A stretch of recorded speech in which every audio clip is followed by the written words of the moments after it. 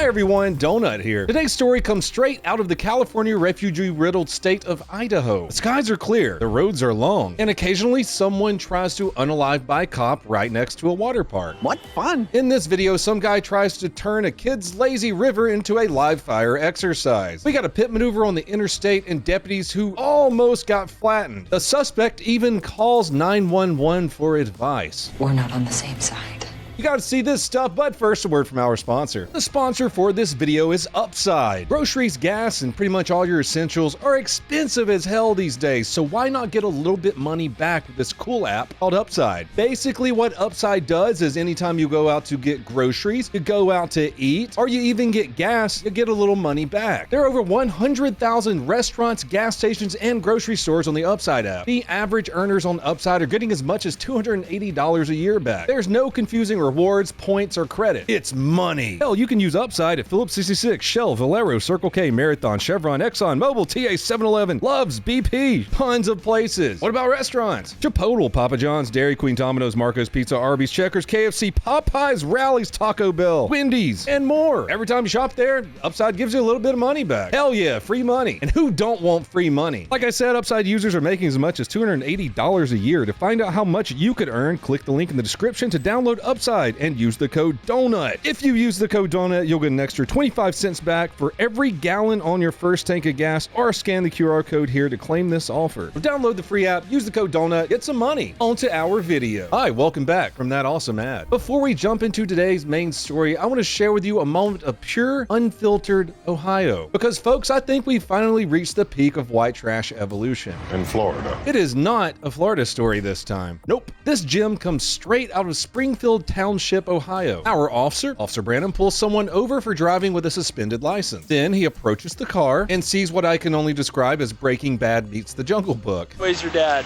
Hey, in this awful triplet. He's just getting home. Over by the Goodyear Blimp Finger. Oh. Hey. What? I should not come here.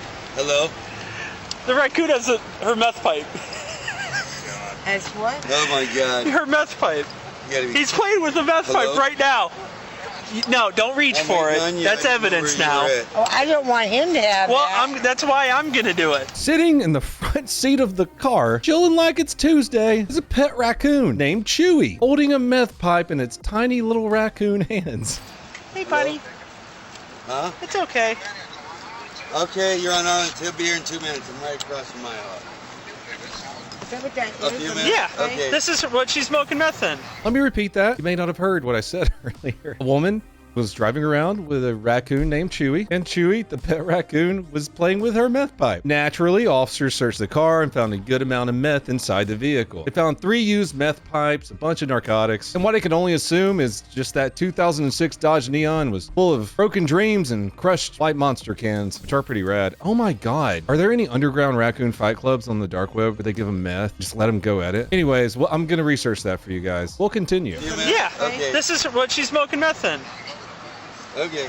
The raccoon's playing with her meth pipe. All right. Oh, there's no way. He's trying to smoke it. All right. Thanks. There's no way. All right, enough fun and games. The driver, a 55-year-old woman from Akron, had an active warrant, no license, and no problem with hotboxing a raccoon with meth. I hate it here. I don't know if you can accidentally teach a raccoon to use a meth pipe. I think he had it the right side up, too. This isn't Chewy's first trip to the trap house. Rocket fell off the f***ing wagon. He probably trained that little motherfucker to steal catalytic converters, too. Let's be honest. The most important part of the story, though, is that police say Chewy is fine. He might have been involved in a high-speed police chase and shot at police, but he's okay. Here's the crazy part. The woman actually did have the proper paperwork to own the raccoon. Do we charge Chewy with possession? Was he just holding it for a friend? Was he about to light up and watch Tiger King on a broken iPad? We may never know. He's cute, right? The woman is now facing felony drug charges, multiple counts of drug paraphernalia, and a citation for driving under a suspended license. That little guy is in raccoon jail, just fiending some more of that meth. Moral of the story is lock up your trash cans, silverware, and catalytic converters, because Chewy could be out there and you could be next. Up next, I want to talk about this absolute masterpiece of classic American road rage. And by masterpiece, a grown woman bent over and projectile shit on another person's car in broad daylight. I'm Not making this up. And get rid of that car. Welcome to Prospect Park, Pennsylvania, where apparently the punishment for getting cut off in traffic is a full-on biological weapon deployed straight from the chamber. Let's meet our suspect, a 44-year-old woman who is absolutely mentally stable. She allegedly got out of her car, smiled, strutted up to the car like she was just on the red carpet, happy as hell, and then shit directly on the hood of another person's vehicle.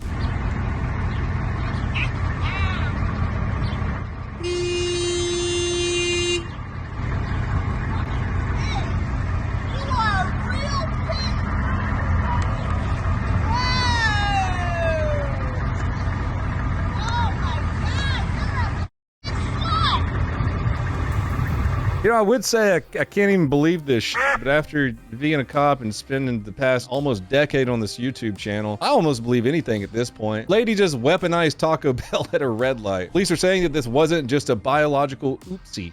This was a tactical dookie deployment. Precision-guided log strike. Get this, she has that website where you pay women to look at certain things. You guys know what I'm talking about. That one website I don't think that the YouTube overlords like people mentioning. That website that makes women who never had really good father figures in their life get a lot of money from. Can you tell us what happened? The lady chased me. She chased me and I asked her not to attack me. What'd you eat that day? She chased you? I have a sickness.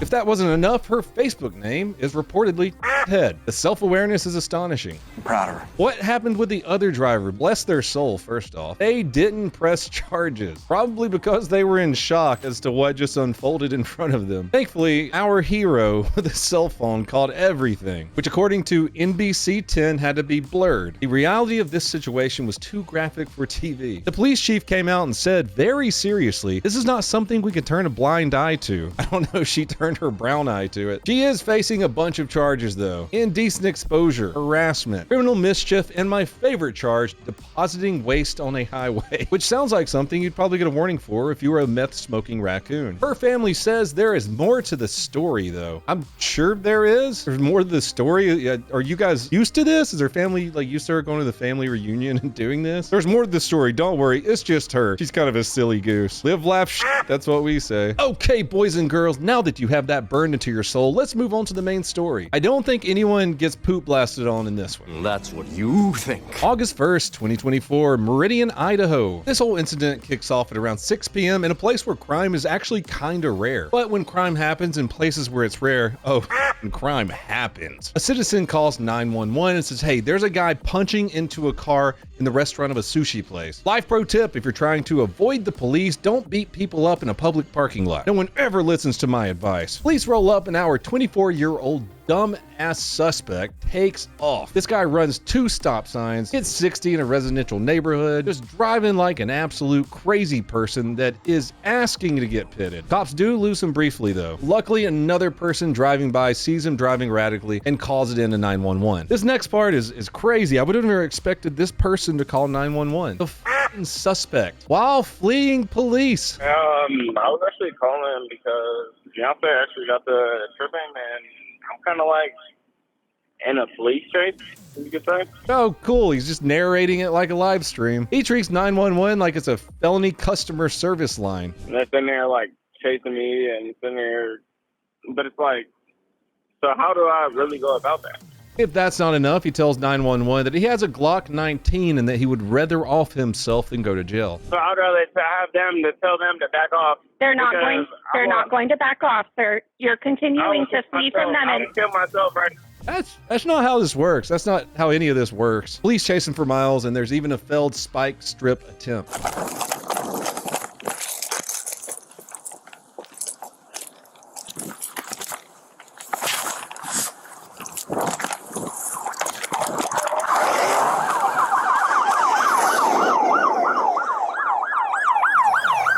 So officers and dispatch are trying to reason with the dude. Spike strips aren't really working right now. So we're at our last resort, which of course is a pit maneuver. God, those are so fun to do. A Kuna police sergeant hits him with a pit that would make a NASCAR driver proud. I'll try for a pit on the on-ramp.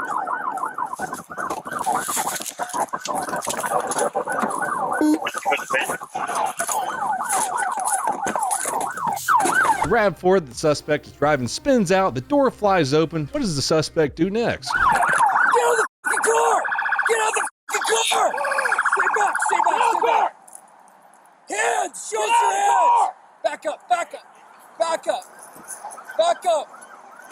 Back up! Get out of the car! You all guessed it, he gets out of the vehicle holding a gun in his right hand. This is it. This is the oh shit moment for every cop on scene. Suspects holding a gun, ignoring commands, and everyone knows that the next couple seconds could be the deciding factor on whether they go home. Get out of the car! Show me your...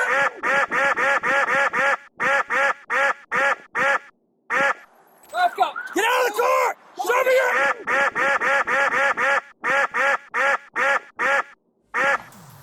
Officers from Ada County and Kuna PD raised their weapons and opened fire. Multiple shots hit the suspect, dropping him to the pavement. Remarkably, no civilians were hurt because some of those rounds skipping off of the pavement made it into the water park. Parks are supposed to be fun. Officers rushed in, secured the gun, and of course, tried to render aid to the suspect. Paramedics took the guy to the hospital and he lived. He was later charged with domestic battery, fleeing and eluding, and a few other felonies. The grand theft and robbery charges were dropped in a plea deal. So yes, he lived, and no, he didn't get to make it good on that threat to avoid jail. He's now sitting in one. The Valley County prosecutor reviewed the case and said it was 100% justifiable. There were a couple of ricochets. Like I said, some of the rounds made it into the water park, one even bouncing off of a car in the parking lot. Every innocent person enjoying that water park was able to go on their way, go in that pissy, lazy river, and get their funnel cakes. Look out for the pigs!